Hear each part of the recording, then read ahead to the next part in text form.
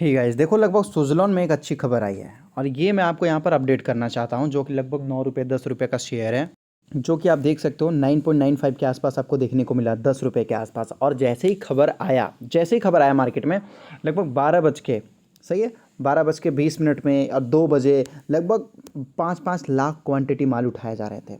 मतलब जिनको जैसा लगा वो लोग अपने अपने हिसाब से क्वांटिटी उठाए जा रहे थे यहाँ पर। तो सही है, खबर क्या पहले वो जान लेते हैं। नीचे में आपको देखने को मिल जाएगा, यहाँ पर जो आपको देखने को मिल रहा है, सही है,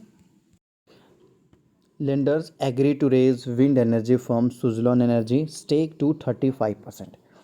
अभी हुआ क्या था कि सुजलॉन के ऊपर कुछ डेट था। देखो छोटी कंपनी है तो डेट भी था यहाँ पर। तो जो लोग लेंडर थे जिनको पैसा देना था, तो उन लोगों ने, देखो भाई, अब कंपनी के प्रमोटर्स लोगों ने बात किया कि भाई क्या करना है करके।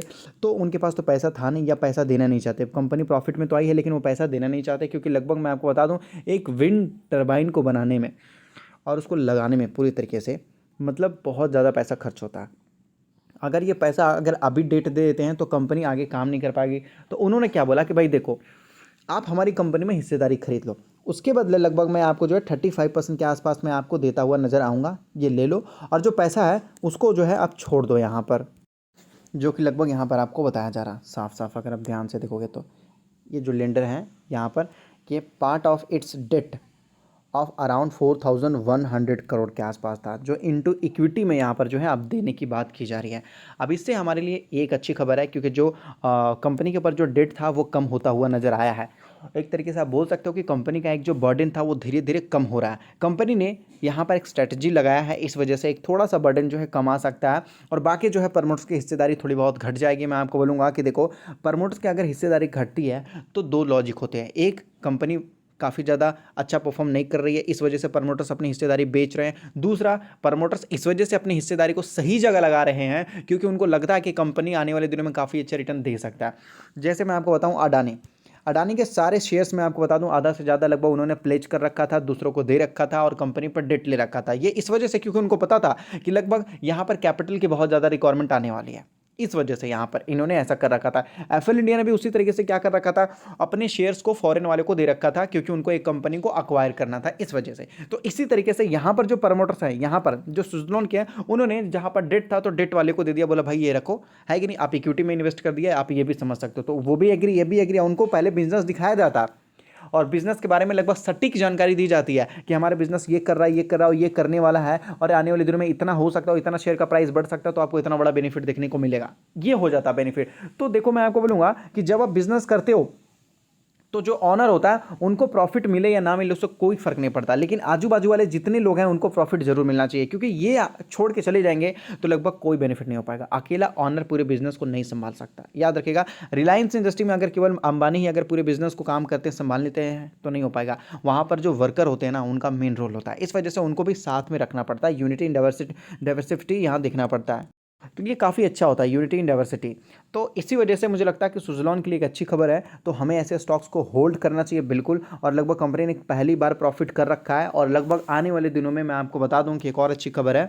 और इसी वजह से मैं आपको बता दूं, जब लगभग टाटा ग्रुप को पता चला, जैसे ही टाटा ग्रुप को पता चला कि लगभग विंड एनर्जी में काफ़ी ज़्यादा बेनिफिट देखने को मिलेगा और वो भी ज़्यादातर भारत में है, तो लगभग टाटा ग्रुप ने, मतलब टाटा पावर ने, लगभग जर्मनी के साथ एक बहुत ज़्यादा जो है, लगभग बहुत बड़ा जो है पार्टनरशिप इन्होंने कर लिया है। और ये जो कंपनी आपको देखने को मिल रहा है, जो कि रिन्यूएबल के साथ काम कर रही है, टाटा ग्रुप के साथ का ये जॉइंट वेंचर करके, ये लगभग बहुत पुरानी कंपनी है। लगभग पिछले, मैं आपको बता दूं, 40-50 साल का कंपनी के पास एक्सपीरियंस है। ये जब स्टार्ट हुआ था कंपनी, तब से केवल इलेक्ट्रिसिटी के लिए ही काम कर रही है और नए नए जितने भी रिसोर्सेस वगैरह आते हैं उनको इस्तेमाल करती है। पहले जैसे मान लेते हैं, आज से 20 साल पहले ज़्यादातर कोई सोलर पे ध्यान नहीं देता था, विंड एनर्जी पे ध्यान नहीं देता था, है कि नहीं। तो आजकल के डेट में लोग ध्यान देना स्टार्ट कर रहे हैं। तो टाटा पावर भी बहुत बड़ा जो है आने वाले में एक, लगभग मैं आपको बोलूँगा कि बड़ा बेनिफिट दे सकता है। तो बस आपको होल्ड करके रखना है। देखो, जो स्टॉक आप याद रखेगा, एफडी में आपको 5% का रिटर्न मिलता है।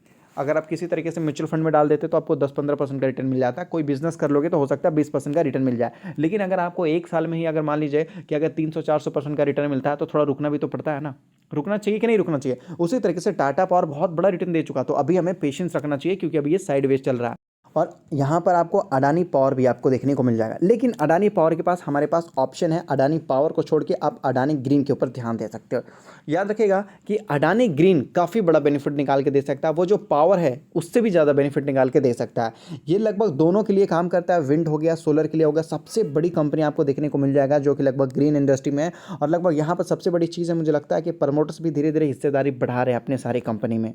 3 लाख करोड़ का आपको मार्केट कैप देखने को मिल जाएगा। और ये भी अगर आप देखोगे तो लगभग प्रमोटर्स ने 1.13% के आसपास लगभग यहाँ पर हिस्सेदारी बढ़ाई है। और पिछले क्वार्टर में भी प्रमोटर्स ने हिस्सेदारी बढ़ाया था। मतलब कंटिन्यू 2 क्वार्टर से प्रमोटर जो है अडानी ग्रीन को खरीदते जा रहे हैं। और लगभग देख सकते हो आज के डेट में लगभग जो है टॉप पे आकर बैठा हुआ। और कंपनी क्वार्टर पे काफ़ी अच्छा प्रॉफिट कर लेती है। ये देखो आपको बताया जा रहा है क्वार्टर अगर हम देखते हैं यहाँ पर, तो इस बार के क्वार्टर में कंपनी ने जो नेट प्रॉफिट दिखाया था 49 करोड़ का था, पिछले में 100 करोड़ का था, उससे पिछले में लगभग 200 से भी ज़्यादा करोड़ का था, 219, यहाँ पे देख सकते हो 105। तो पहले जो कंपनी लॉस मेकिंग थी, अब ये कंपनी जो धीरे धीरे प्रॉफिट मेकिंग होने वाली है और काफ़ी बड़ा रिटर्न निकाल के दे रहा है। तो अभी तो ये कंपनी आई है और क्वार्टर कभी प्रॉफिट होता रहता है, कभी लॉस होता रहता है। ये ईयर ऑन ईयर के हिसाब से देख सकते हैं। ये आपको बताया जा रहा है ईयर ऑन ईयर के हिसाब से देख सकते हो।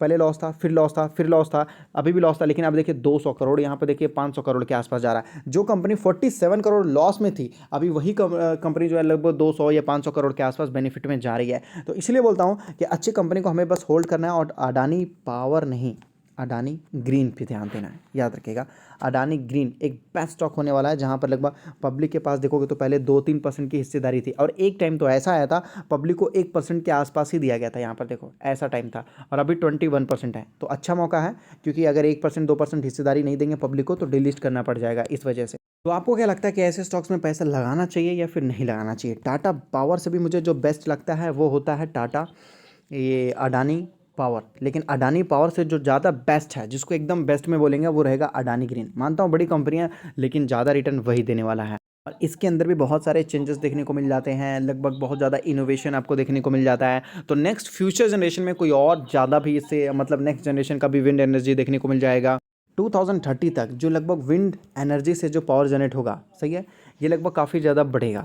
और लगभग हमारे इंडिया में तो सरकार ने लगभग बहुत बड़ा टारगेट भी दे रखा है। तो मुझे लगता है कि ये जितने भी सेक्टर हैं केवल काफ़ी ज़्यादा बेनिफिट देगा। या तो इंडिया में मान लो, रशिया में मान लो, अमेरिका में मान लो, चाइना तो बहुत बहुत आगे है भाई, उसकी बात तो अलग ही है। पता नहीं वो क्या करता है, कैसे करता है करके, समझ लो। तो मेरे हिसाब से लगता है कि ऐसे स्टॉक्स पे ध्यान देना चाहिए, क्योंकि इलेक्ट्रिसिटी बहुत ज़्यादा इंपॉर्टेंट है। 24 आवर्स जो है लोग इलेक्ट्रिसिटी यूज़ करते हैं। और अगर आप स्टॉक मार्केट में नए हो तो अपना डीमेट अकाउंट एंजल में ओपन कर सकते हो, जहाँ पर आपका डीमेट अकाउंट बिल्कुल फ्री में ओपन होता है, डिलीवरी चार्जेस भी फ्री होता है, केवल 20 रुपीज़ लगता है, वो भी इंट्राडे में। तो डिस्क्रिप्शन में लिंक है, मिनटों में जाके अपना डीमेट अकाउंट वगैरह ओपन कर सकते हैं।